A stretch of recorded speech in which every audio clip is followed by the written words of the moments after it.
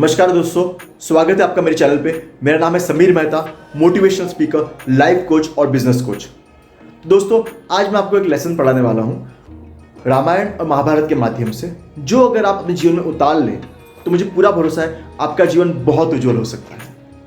तो अभी पहले जानते हैं कि रामायण और महाभारत में क्या है एक्चुअली। बहुत सारे लोग होंगे जिनको नहीं पता हो।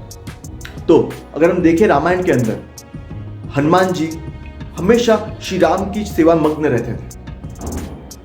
उनके मन में कोई फल प्राप्ति की इच्छा नहीं होती थी, तो निस्वार्थ मन से श्री राम जी की सेवा करते, श्री राम जी की आज्ञा का पालन करते थे। उसी प्रकार श्री राम जी भी हनुमान जी को अपने भाई समान मानते थे। राम जी ना केवल एक अच्छे राजा, एक अच्छे भाई, एक अच्छे मित्र, बल्कि एक अच्छे पुत्र भी थे। तो अगर हमें जानना है कि एक अच्छा मित्र कैसा होना चाहिए, एक अच्छा पुत्र कैसा होना चाहिए, एक अच्छे राजा कैसे होने चाहिए, एक अच्छा दोस्त कैसा होना चाहिए, तो फिर हमें श्री रामचरितमानस पढ़ना है। अगर हमें रुचि है कृष्ण भगवान के अंदर और कृष्ण भगवान की कथाओं में रुचि है, कृष्ण भगवान ने क्या बताया था अर्जुन जी को, जिससे अर्जुन ने युद्ध पर विजय प्राप्ति की, महाभारत का युद्ध जीता, तो हमें भगवत गीता या फिर गीता जी पढ़नी चाहिए। तो ये तो था दोनों ग्रंथों के बारे में। अब हम आते हैं कि हमें वो कौन सी एक चीज है जो हमें अपने जीवन में उतारनी है। तो वो है संगत, यानी कि संगति। अगर हम देखें रामायण के अंदर श्री राम, लक्ष्मण और हनुमान जी हमेशा अच्छे लोगों के बीच में रहा करते थे, अच्छी संगत के बीच में, ऋषि मुनि, वेद और अच्छे महाराजों के बीच में, जो पुण्य कर्म करते थे, कल्याणकारी कर्म करते थे। और वहीं रामायण में हम देखें तो कैकेयी जो थी वो मंत्रा के साथ रहती थी, और मंत्रा ने ऐसी क्या सलाह दे दी कैकेयी को, जिससे कि राम भगवान को 14 साल के लिए वनवास हो गया। ठीक है, तो ये तो रामायण की बात हुई। अभी अगर हम आते हैं महाभारत में, तो महाभारत के अंदर कृष्ण जी हमेशा पांडवों के साथ रहा करते थे और शकुनी मामा हमेशा कौरवों के साथ रहा करते थे। कौरव बुरे तो थे, उनके मन में पांडवों के प्रति ईर्ष्या भी थी, पर वो इतने भी बुरे नहीं थे कि वो कुछ अपने भाइयों को हानि पहुंचा सके। बट शकुनी मामा ने उनके मन में इतनी बुराई भर दी जिससे कि वो बहुत बुरे बन गए। अगर शकुनी मामा की जगह पे वहां पे कृष्ण भगवान होते तो समझाते कि भाइयों भाइयों में ईर्ष्या पूरे परिवार को खत्म कर सकती है, और सबसे बड़ी जो ताकत है वो प्रेम की ताकत है। पर वहां तो थे शकुनी मामा कौरवों के साथ, तो उन्होंने बुराई तो भर दी थी। बाद में कौरव अधर्म के मार्ग पर चले गए और फिर हो गया महाभारत का युद्ध। तो इन दोनों ग्रंथों से सीखने मिलता है कि संगत का कितना बड़ा प्रभाव है अपने जीवन पे। तो हमेशा हमें अच्छे लोगों की संगत में रहना है, जो अच्छे काम करते हैं, जिनके मन में अच्छे भाव हैं लोगों के प्रति, तो फिर हम भी अच्छे काम करेंगे उनकी तरह। और अगर हम बुरे लोगों की संगत में रहें, जो कि बुरे काम करते हैं, अधर्म के मार्ग पर चलते हैं, तो धीरे धीरे हम भी वही रास्ता पकड़ लेंगे।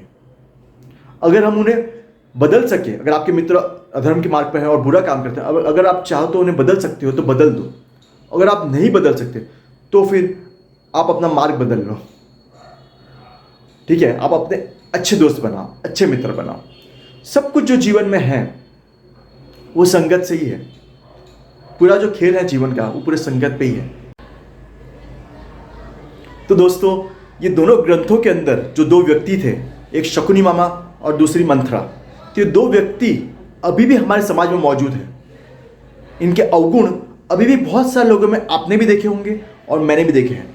तो ऐसे लोगों से हमें दूर रहना है और हमें उनकी संगत में जाना है जिनके पास श्री राम और कृष्ण भगवान जैसे गुण हों, जो हमें अच्छी राह दिखा सके, अच्छे मार्ग पर चलना सिखाए, धर्म के मार्ग पर चलना सिखाए। You are the average of 5 people you spend your time with, या फिर be in a good company, a person is known by his company. Okay, तो इसका मतलब यह है कि दोस्तों, एक आदत बनाइए, हमेशा अच्छी कंपनी में रहिए, अच्छे लोगों के बीच रहिए। तो आप पूछोगे कि अच्छे या बुरे मालूम कैसे पड़ेगा, किसी के मुंह पे तो लिखा नहीं है कौन अच्छा है कौन बुरा है। एकदम सही बात है। ठीक है, तो अगर आपके ग्रुप में बैठकर उनके ड्रीम्स और उनके विजन्स को देखकर आपको अनकंफर्टेबल फील करे, आपकी रातों की नींद उड़ जाए, तो डेफिनेटली आप एक अच्छे ग्रुप में हो और एक परफेक्ट ग्रुप में हो। और उसके ऊपर वो लोग जो है सोसाइटी के लिए, अपने देश के लिए कुछ करना चाहते हैं, देश को कुछ देना चाहते हैं, जिससे कि देश में भला हो, लोगों का भला हो, उनके अंदर देने की भावना है, लेने की भावना नहीं है सिर्फ, तो डेफिनेटली वो ग्रुप आपके लिए बहुत ही बढ़िया है।